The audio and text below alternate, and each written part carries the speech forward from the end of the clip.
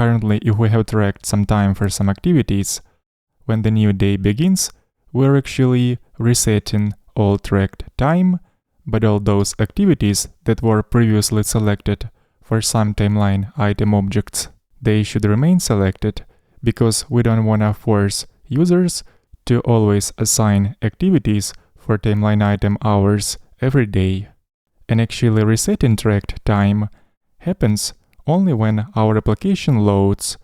But if we're going to keep our application open and the new day begins, the resetting logic will not be triggered, so all this tracked time will remain. And now we're going to work on the fix for this. So let's start. I'm going to modify current date so that our current time will be 23 hours 59 minutes 55 seconds. So 5 seconds before new date begins. And now let's see if we're gonna wait for 5 seconds, midnight hour becomes active, but previously tracked time still remains. So we actually have to detect when new date begins in real time while our application is running. And in order to do so, we can use watcher and watch for changes in reactive variable now. This variable stores current date and is updated every second. And every time it's updated, it is going to trigger the closure we're going to pass in this function as a second argument. And in turn, Vue will pass two parameters to this closure. The first parameter will be the new date, and the second one will be the previous date. And in our case, just because reactive variable now is updated every second, these two dates will be different only by 1 second.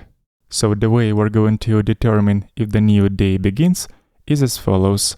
We're going to compare hours of both of these dates, before and after, and if they are different, additionally, we're going to check another condition and compare if the hour of the new date equals to midnight hour.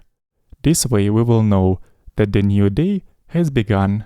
And all we have to do in here to reset all tracked time is to call the function reset timeline items, like this.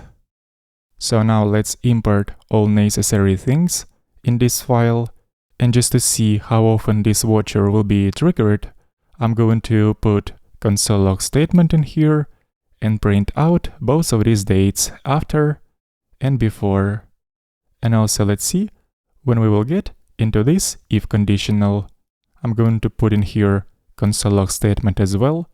And now let's switch over to the browser. As we can see, watcher is triggered every second, but reset timeline items log only appears when the new day begins.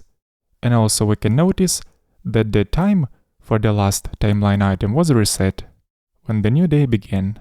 So let's just remove those previously added console log statements.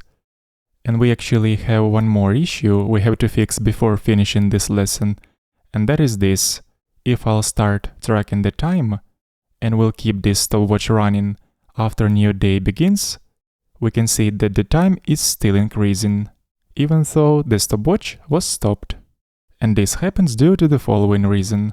Inside timeline item timer module, we have registered this watch effect, and whenever new day begins, we're calling stop timeline item timer to stop running timer.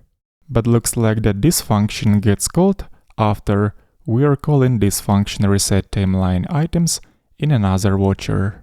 And just to make both of these functions to be called in the proper order, let's just combine these two watchers. I'm going to cut all this code and put it inside this watcher, but before calling reset timeline items function. Therefore, the previous watch effect function can be removed now. So now these functions will be called in the proper order when the new day begins. Let's just remove all unnecessary imports and test this functionality out. I'm going to start tracking the time, and as we can see, after a couple of seconds, the new day has begun and stopwatch was stopped, and at the same time, tracked time was also reset. So now everything is working properly. So we'll just have to go back to time.js module, and we were previously mutating the current date. Let's just discard all these changes and return current date object like this. And also, since in the previous lesson we have modified the function inside setInterval, which is triggered every second, to modify a reactive object now, this was only needed to properly mock current date. But since we're not going to mock it anymore, we can get back our previous implementation.